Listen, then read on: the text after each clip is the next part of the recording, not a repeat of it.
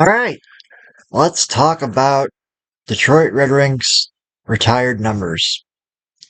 So it's kind of following up on the last video I did about the speculation on Stamkos. And I don't want to date this video too much, but just for catch up, yeah, we recap of the two games last night. I mean, yeah, Florida knocked out Tampa. Um, so my bracket pick on that one's wrong. And then Dallas stayed alive, kept it evened up with Vegas, probably mostly thanks to Ottinger. Like I said, I think a lot of these playoffs gonna come down to goaltending. And if Ottinger can get hot, I think Dallas can come back and win that series. But enough about that. If you want further breakdowns of those, you know where to find them, or at the hockey guy. Shannon's got that department covered. I do things my own way. Similar, but different, as you'll see today.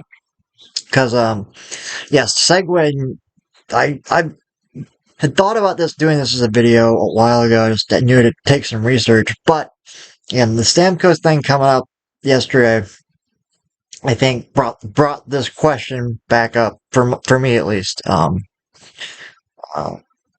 and yeah, it did. So, because the question, if Stamkos comes to Detroit, hypothetically, in the best of all possible worlds, does he wear number 91? It's not a retired number. Obviously, we know it's Fedorov's number, famously. I think that's known by pretty much everyone, even casual fans, because Fedorov. Um, Interesting thing about that, though, uh, no one's no one on the Wings since Fedorov left the team has worn 91. Like it's, but the next player I'll talk about too. It's sort of in this realm of unofficially retired numbers. Um, but I think it does deserve some consideration. Fedorov again, it's sort of been an unspoken thing of him and another player I'll talk about next. But when I was kind of going over this list of who could potentially join that very, very elite club. And I did look at the numbers of the original six teams. Detroit has the fewest retired numbers. And we'll go over some of those stats at the end because they're kind of interesting. Um, but yeah, I think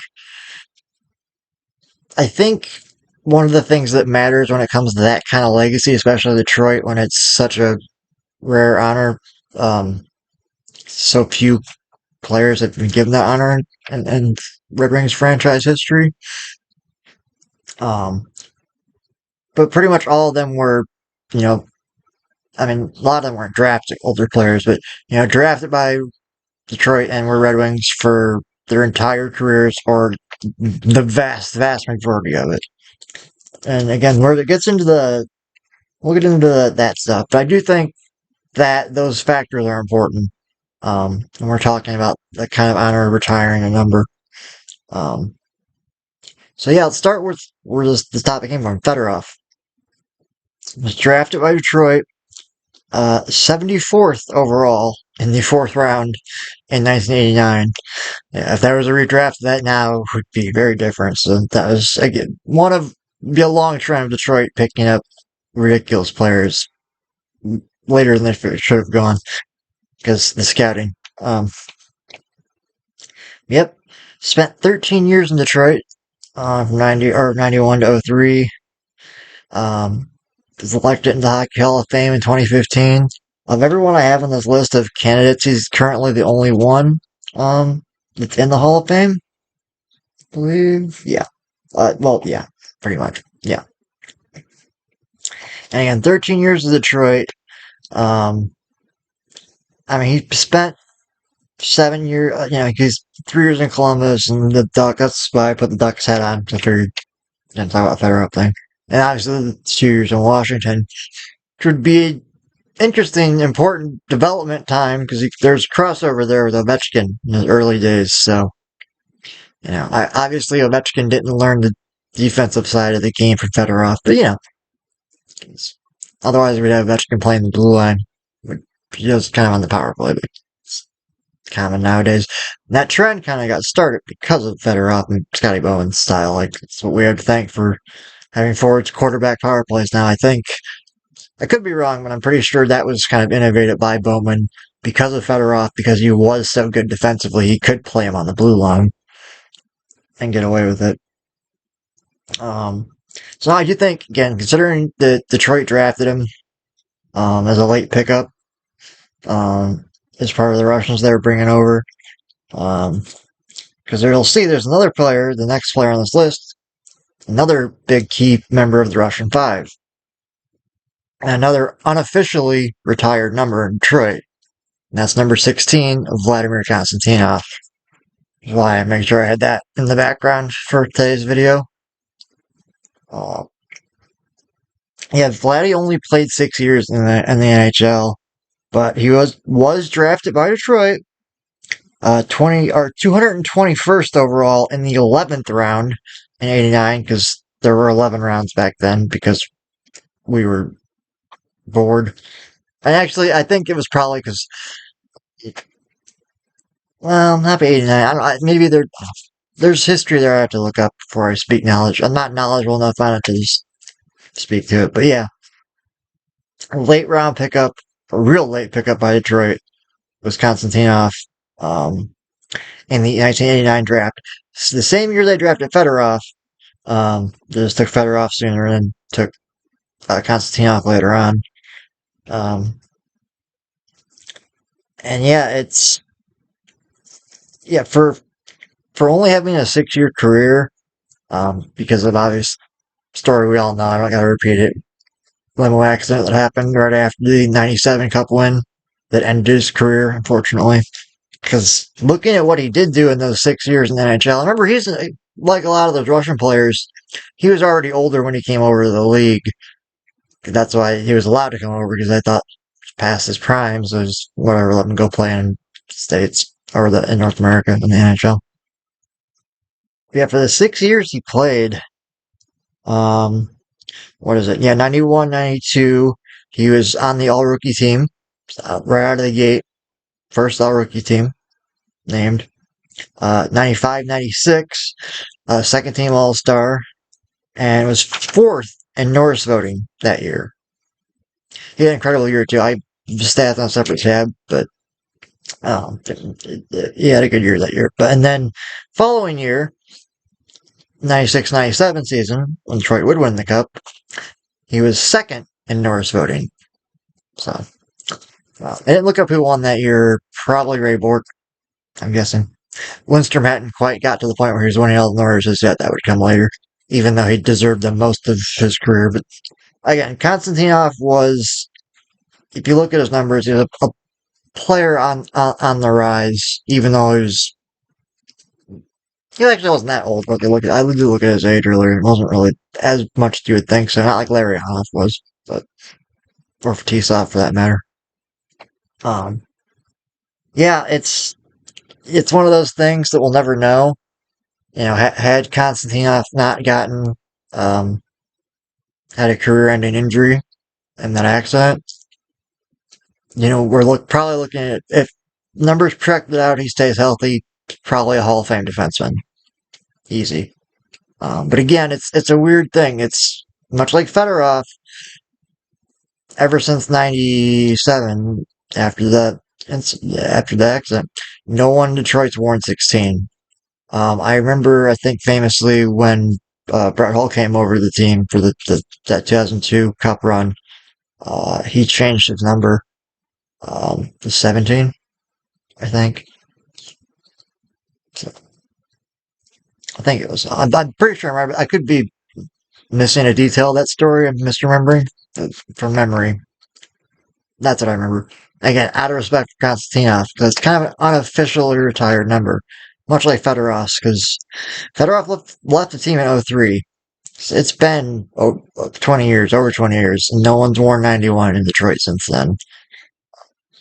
And obviously, Konstantinov's career ended at '97. No one's worn 16 since then, and no one's going to. Which, you know, let me go over the list of candidates here first, then I'll get into who I think should maybe go up there and join the illustrious few that are there. The next one, oh boy, this will be its own separate video, something I already had planned for a while. It's Chris Osgood. I started taking notes, on stuff that I've been covering in this, and I already made a point in a previous video. Just look at Osgood's numbers and look at the overall ranks of a lot of those numbers and where he's at. Everyone above and below him, they're all Hall of Famers. But when I used Hockey Reference for most of the stats I pulled to look at with stuff. And yeah, Osgood's it. I'm gonna make a longer video about this and go into more detail because there's some stuff even I didn't know looking up some numbers. If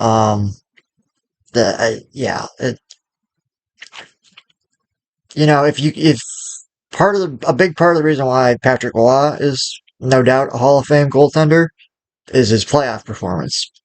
Like Osgood, not good regular season.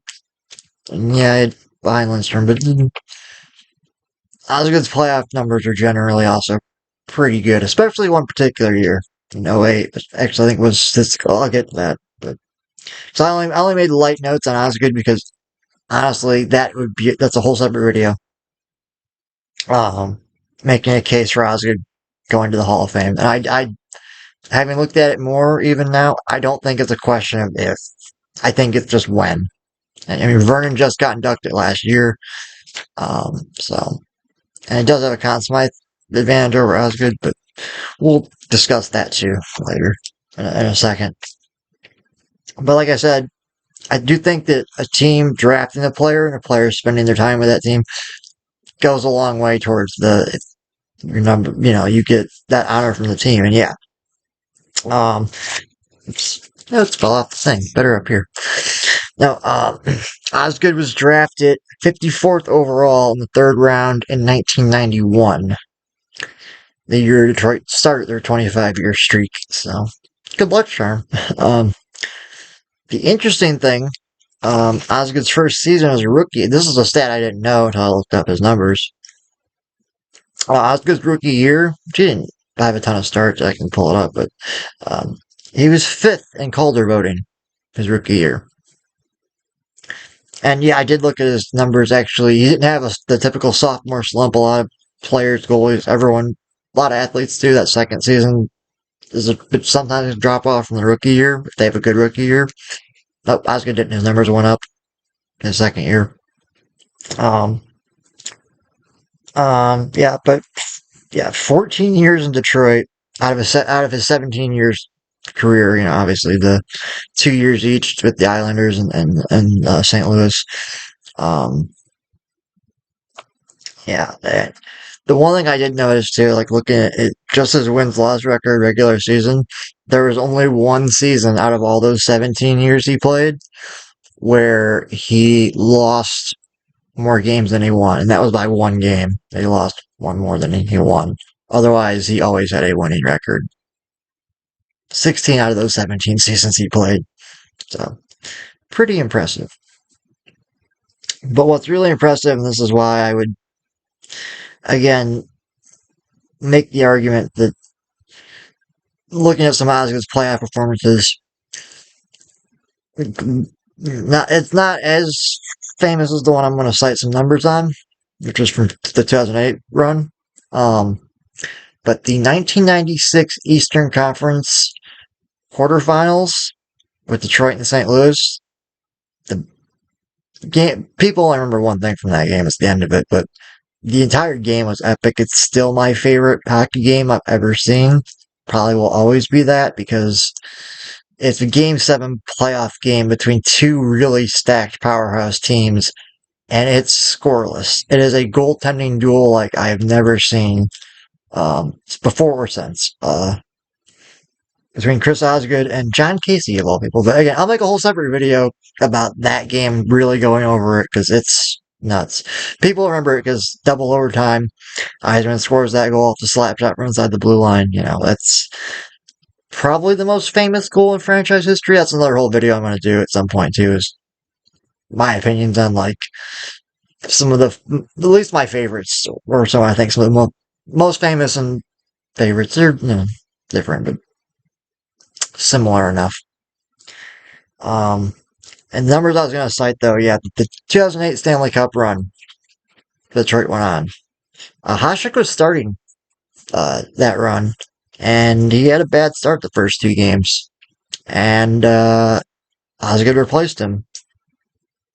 So, I was going to end up playing the remaining 19 games of that run in the playoffs. Went 14-4 with a 930 save percentage and a 1.55 goals against average. That is, and 3 shutouts during those 19 games. Those numbers right there are definitely by far, his best segment of his whole career, and this is near the end of his career. I think he was 35 when this happened or something. Not 35. I'm sorry, he was in his early 30s. I forget. I can look it up again in a different tab, but I like to be able to watch the feedback in case something behind me falls down.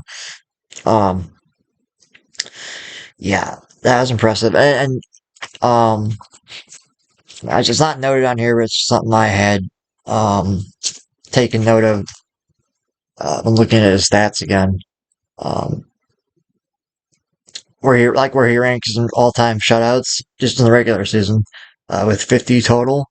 I noticed there were three separate years where he had 6 shutouts, and those weren't all in the dead puck era either. So yeah, and I think he led the league in again. I was gonna do a whole thing on. I'm not gonna. I could pull the page up and reference and just go through all of it. And it's a lot more impressive than I think most people realize or think. Even fans like me, Oscar's my favorite player of all time, and still looking at the numbers, it's impressive. Because I spent 17 years watching. Well, most 14, because I did watch when he was in the playing for Islanders and the Blues. It was always weird though. He doesn't look right outside of a wing uniform. Yeah, another player Detroit drafted and played 95% of his career for the team. So, and also another note you'll see a running theme here with some of these. No one's worn number 30 in Detroit since Osgood retired in 2011. So 15 years. I think again maybe that might be out of respect, kind of like with Konstantinov and Fedorov. And all 3 of those players were drafted, spent their careers in Detroit. Fedorov obviously bounced around a little bit. Osgood took some coffee breaks. I think those 3 probably have a strong case to make for him, but there are 2 additional names that I do think also you can make a case for retiring their numbers. And you can probably guess who those 2 players are, because they're 2 players that are not yet in the Hall of Fame, probably be inducted together. One of them is right behind me, Pavel Datsyuk. Yeah, no, we'll talk about this because Detroit had a very interesting draft run over 3 years. In 1998, they pick up Datsyuk, 171st overall in the 6th round. Probably, considering what he would go on to do, that's got to be percentage-wise. If you broke down the stats, because there's way big drop-off after the first, second.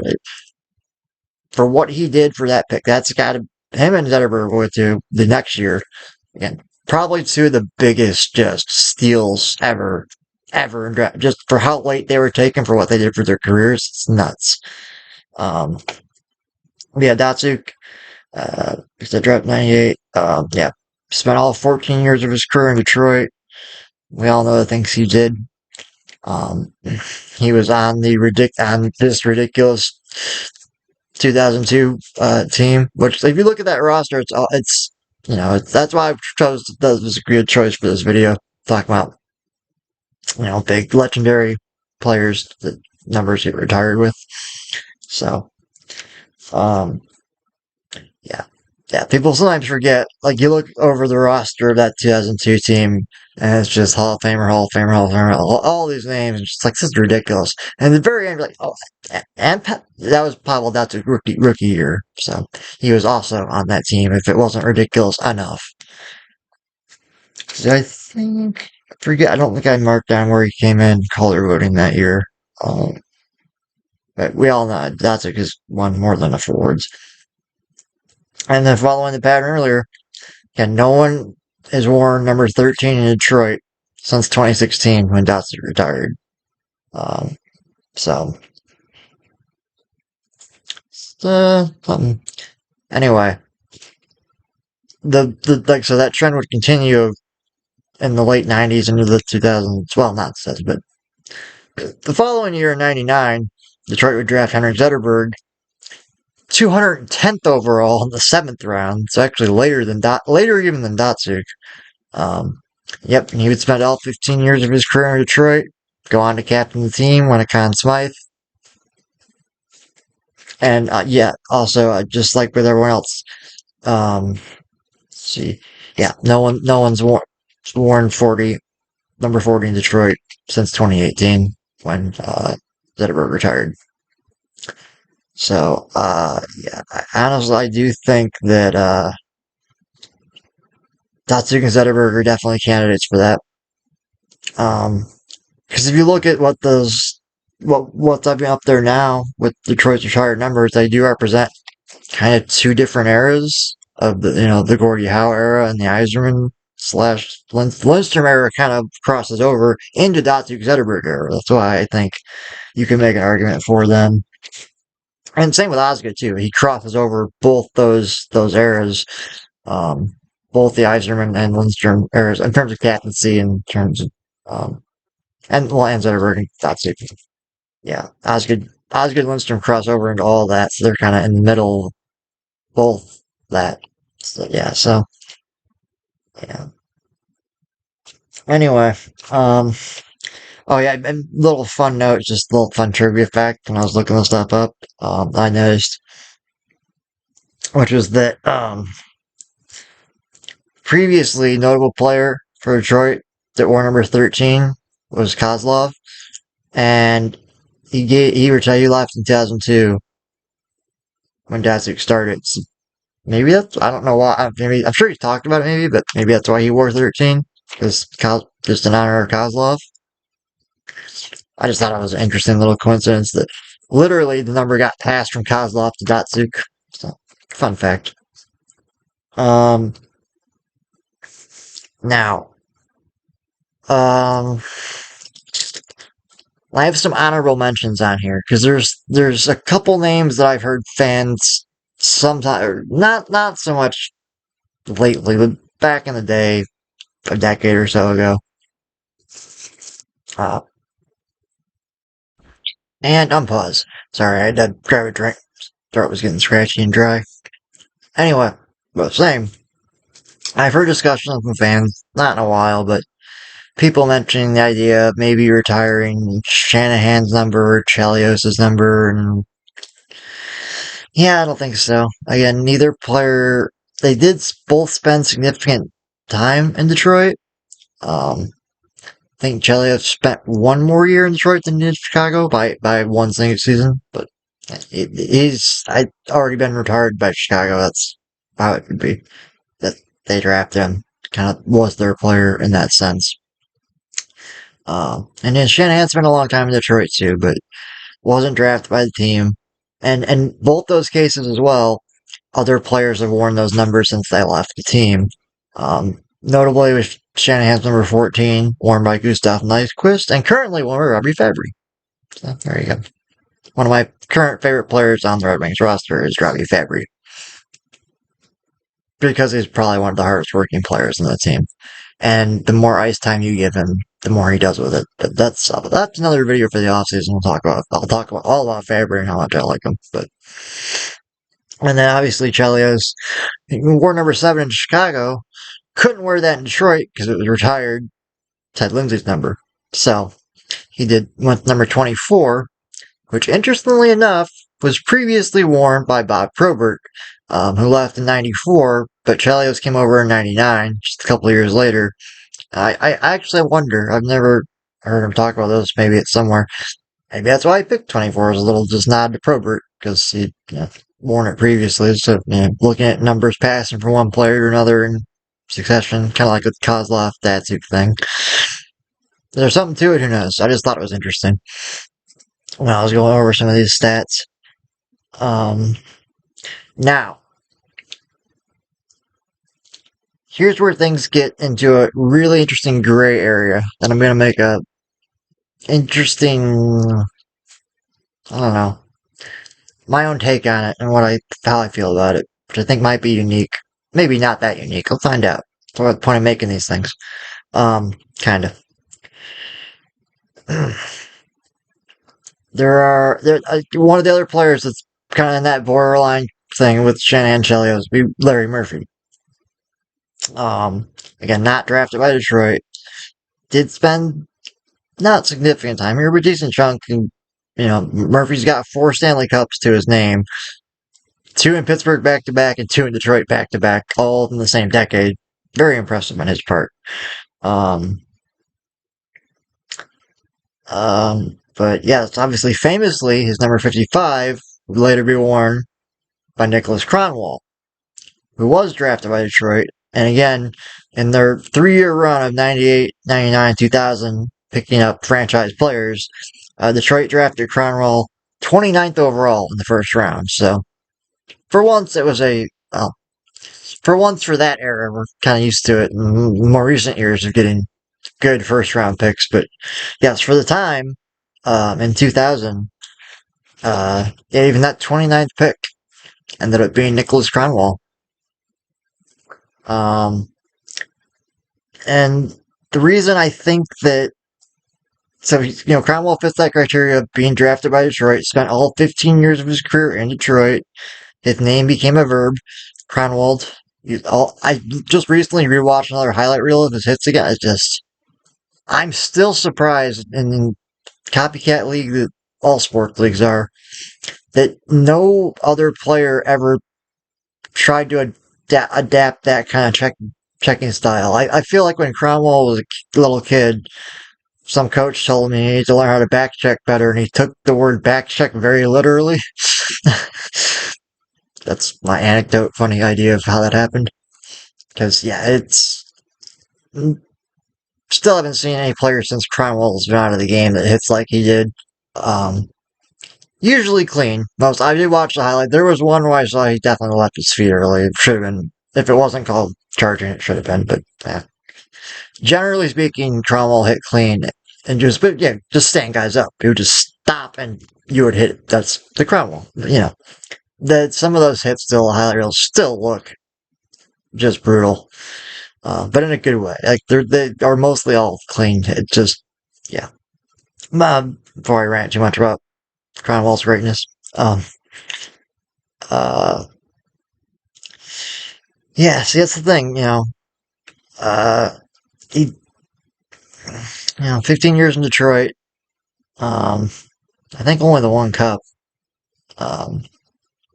but, and I did, I don't have it noted here, but I did note it in the stats, which I could pull up. He wasn't really high up. I think he was in the top 10, though, a couple times for Norris voting, interestingly enough. During the Lindstrom era, too, when Lindstrom was on all the Norrises. Kronwall was in the conversation, not the contender, but he was, but yeah. Anyway, I find it interesting because, again, Kronwall and Larry Murphy both share a number. And the reason I would say that, despite the maybe overall number, especially with Murphy and the situation, I'll put an asterisk on both of those because Larry Murphy has continued to stick with the Detroit organization and broadcast, doing analysis for the local broadcasts, and he has been for a long time, and he's really good at it. It's possible if he doesn't get in the Hall of Fame as a player, he gets in as a broadcaster one day. With Larry Murphy. Or no, sorry, not those. I got confused on that one. Retake it, rewind, strike it, reverse it, whatever the saying is. No, Larry Murphy's a Hall of Famer. I think he's already in. Was inducted at some point. There's 4 cups and all of the. Yeah, I'm almost positive he's already in. But let's say the thing that I think Larry Murphy could potentially go in again for broadcasting for that alone potentially.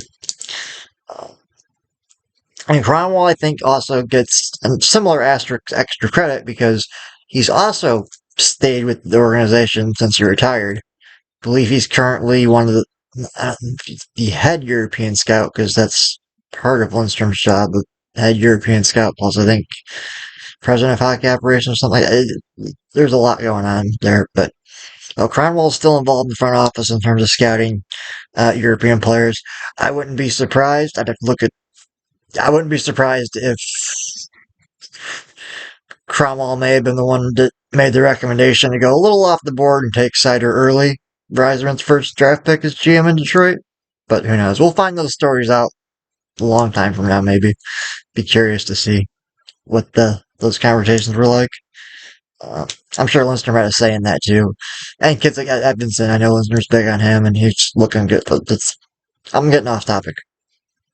There's one last person I want to talk about on this list who I think will surprise some people. When I first say it, then I'll explain it, and you'll probably get, oh, yeah, I see where you're going with this. And that is, I think, and honestly, of all the names I've mentioned, aside from maybe Osgood and Datsuk, Zetterberg, but especially Datsuk, maybe over Zetterberg. I just choose one or the other, I think Datsuk, but they should both go in, or both go up, and in the Hall of Fame, same thing. Final name on my list. That number I think should be retired. Not right now, but eventually, soon enough. When this former player goes into the Hockey Hall of Fame, not for his playing career, but for his broadcasting career, and that is the one, the only, the legendary Mickey Redmond.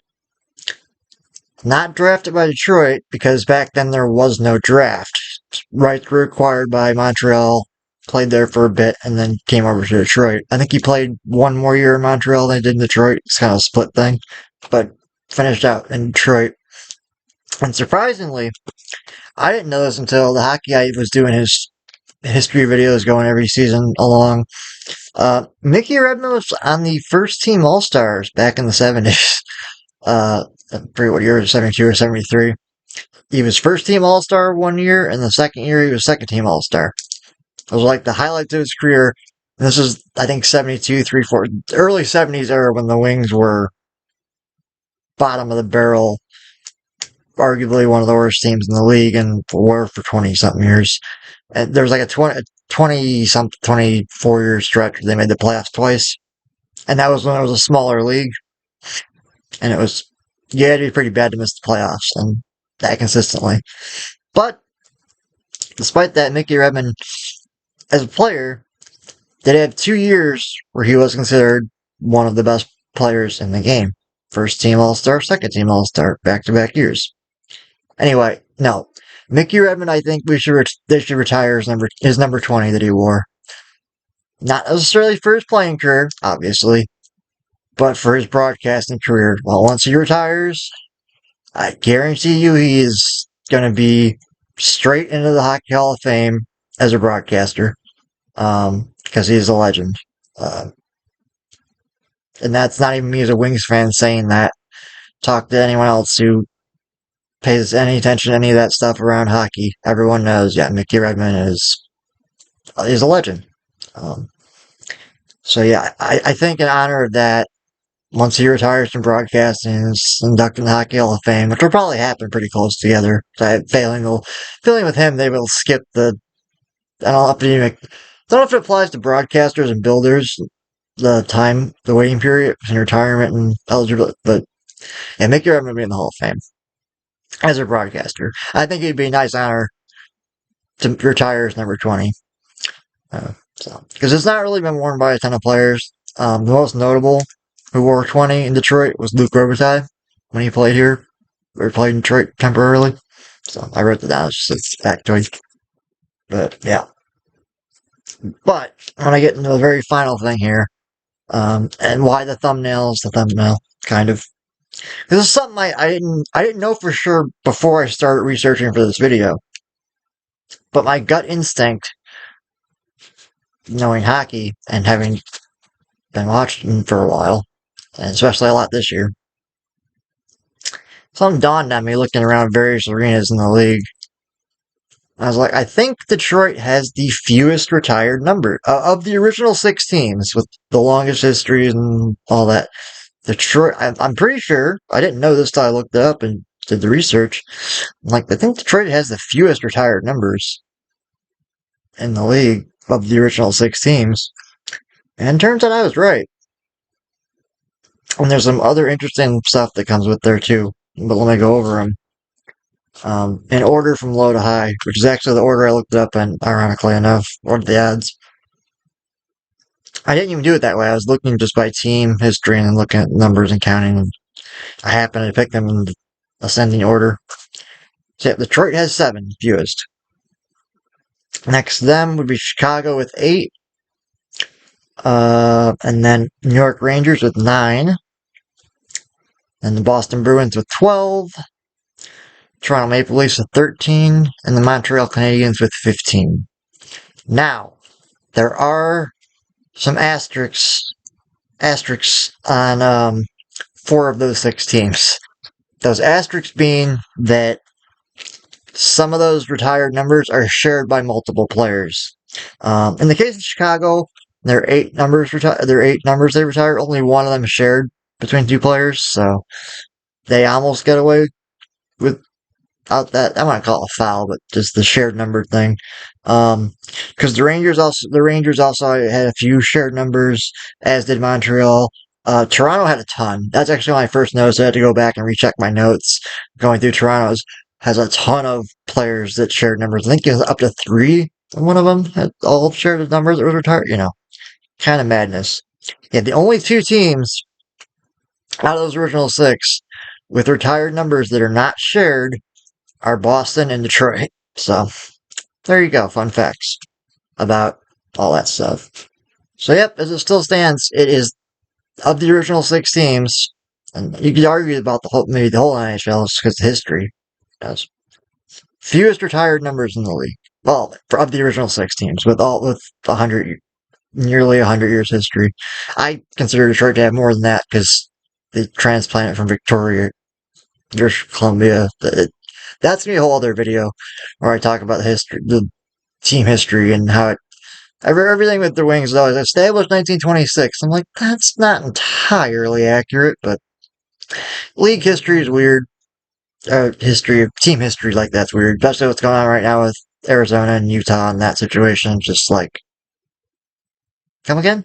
But we've seen weirder stuff happen with team histories, and like I said, Detroit's a good example of that. I'm going to talk about more later. Anyway, yeah. That's it for now. I know, just for the sake, this was kind of a bonus video. It's not really, didn't have much to talk about the finals other than, what happened. I covered a little bit last night with the Stamkos thing.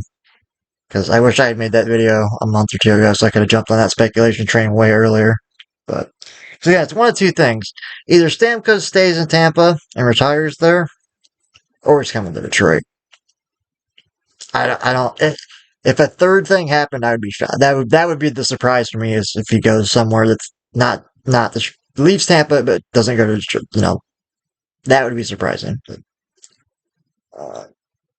I had a message in my phone. I was just checking here because I want to see. Should have had this pulled up earlier, but these videos aren't always super well planned out. If I have time just putting new things, different little new tchotchkes in the set, so you notice is what. Like that Toronto shirt, which was on my pile of hockey shirts, but I've never been to Toronto. Neither has anyone in my family. No idea where that came from. Maybe your old roommate friend of mine left it here or something. I have no idea, but either way, I figure it's appropriate talking about Um, you know, once I got into the whole like retired numbers thing, because yeah, Toronto has a lot of the 13, which is the second most retired numbers. They have the most shared numbers for sure amongst those 13, and so it's a lot more players actually than the 13 indicates. So anyway, yep, that is right. I believe there are six, it's like three games. Oh no, four. Wow, okay. Another big night. I mean, it was a big night yesterday, but tonight's another big night. So we'll have game five, Montreal, or I always do that, Montreal and Toronto. So I just, I don't know what it is. My brain. Somehow they're interchangeable, even though they're very different. And trust me, both fan bases are yelling, just they're very different. I know, I know. Be like me confusing Detroit and Chicago or something. Or Detroit and Boston. Be weird. Um, but yep, Maple Leafs Bruins. It's the early game at 7 Eastern. You know, Boston's got that 3-1 lead. Again, pivotal game five. And apparently Matthews, they said it was food poisoning. Doesn't seem like that's actually what it is. We don't know. But it's playoffs, so if someone's not playing, they're real hurt. You're seriously hurt. I think we found out after the Cats got eliminated. I forget who it was playing with a broken hand, like the entire series. That's what's fun about the playoffs when teams are eliminated. We get to find out how injured everyone was after the fact. Like after the 2002 Stanley Cup championship, it was came out that yeah, Yzerman played that entire playoffs and the end of the season on one leg because his knee was just gone at that point and blown out and he had surgery afterward. Impressive on his part. I'm off topic. Then 7:30, another. And this is a big night. We have four games that are all potentially elimination games. Um, so they're all game fives. Oh yeah, it's gonna be a fun night. But yeah, anyway, the second game of the night, Islanders at Hurricane, 7:30 Eastern. Carolina's up 3-1 in that one. I still think I predicted it the other day video. I think one of these teams is down 3-1 is gonna come back. One of them will. I just don't know which one it's gonna be. That'll be the surprise. We'll find out. We may have an indication tonight, depending on what happens. Um, and then the late games, the West Coast games. Colorado, Winnipeg at 9:30 Eastern. Obviously, Colorado's up 3-1 in that one. Looks like they're going to close it out. Um, but we'll see. I think now there's the next game of the night, 10 Eastern. Scheduling wasn't too great because like the East games are kind of clogged together, and so are the Westerns. It's a little bit of break and start times, but they're still going to overlap. But I'll manage. Not as bad as sometimes in the regular season, but I'll be glad when we get past this round and time to actually fully watch and focus on every game and not have to worry about other stuff. But yeah, the late game tonight, Nashville at Vancouver. Vancouver's impeccably up 3-1 after Brock Besser scored a hat trick, and if he keeps playing like that, then I be interesting. And it looks like if should Nashville get eliminated tonight, be very curious to see how injured Saros is because he doesn't look like Saros, which makes me upset because that's why I picked Nashville in my bracket, mostly just because I want Saros to do well because I'm a big fan of goaltenders that are under 6 foot nowadays because that's how I always was, and still Osgood also. Yeah, you don't see it much anymore in the league, so whenever it does happen, Tim Thomas same way. I think he was 5'11", and he did what he did for his short run, which was great. Getting off topic, but yeah, this is all through. Man, 4 big games tonight, all game fives, all potential elimination games. And yeah, I don't know. Tomorrow will be a fun video to report on what happens with these games because it's very unlikely that just statistically speaking, I think it's very unlikely all four of these games are eliminations and all four teams move on and win the series 4-1. It's also unlikely, it's equally unlikely, actually, statistically, game theory, that any of the teams, that all the teams that are down facing elimination, if they all won all four of those games, also not likely. So I think it'll be one out of these four, maybe two. We'll find out. I'm hedging my bets clearly there, aren't I? Anyway, this one's gone on way too long, but this one took a lot of research and 3 pages of notes and a bunch of stuff like that to do, so. But I was happy to do it. It was something I was been thinking about doing anyway, and then thinking about the whole Stamkos thing after I talked about it yesterday, I was like, that 91 question, because it's the discussion I think that Red Wings fans will keep having until the end of time. But whose numbers should be up there or not, or whatever. Well, no one's debating about who shouldn't be up there, except Red Kelly. I didn't even mention that yet. Because Red Kelly's listed on the Hockey Reference database as a retired number, but it's not up there. I don't know if it was up there and got unretired. I don't know. That's a whole other video I spend more time investigating, like the mystery of what happened to Red Kelly's retired number that then was unretired. I don't know what happened. I gotta look into it. So that's another project for another time. Anyway, I'll be back tomorrow. Go over or maybe later tonight, depending on if one of these games gets nuts and crazy.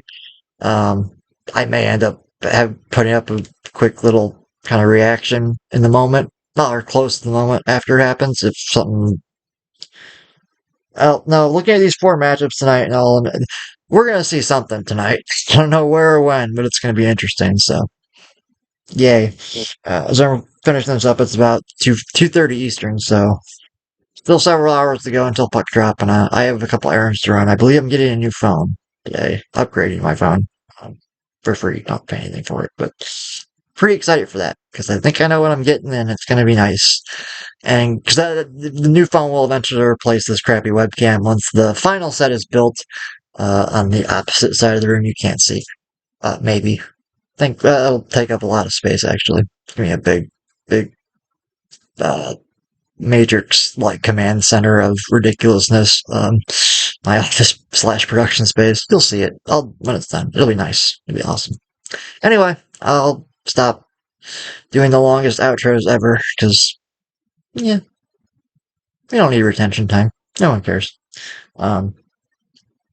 Oh, and not that I ever plug anything because you'll never hear me say the word. I'm not even going to say them now. They're Voldemort words to me. I'm not going to use them. Certain words YouTubers use at the end of videos you'll probably never hear me say. But I do want to say one thing. I'm not really even trying to cross-promote anything here. But when I was doing some channel cleanup and other stuff last night, before I was working on cleaning and renovation stuff, I was doing some maintenance stuff with the channel here and a couple other things. And found out I could finally get my Twitter my handle on Twitter properly because I use that Doug Miller for everything. I have for a long time, but I joined Twitter back in like early 2008. I wasn't using that name back then even. I had a different handle at the time. But by the time I went to go switch everything over to that Doug Miller, which is available pretty much everywhere except on Twitter, someone had it. It looked like an account that was used, but barely, so I was just like, well, that sucks. I'll just have to, I guess, wait or just not care kind of thing. And I just by happenstance, happened to look at it yesterday, last night, / early this morning. I was working.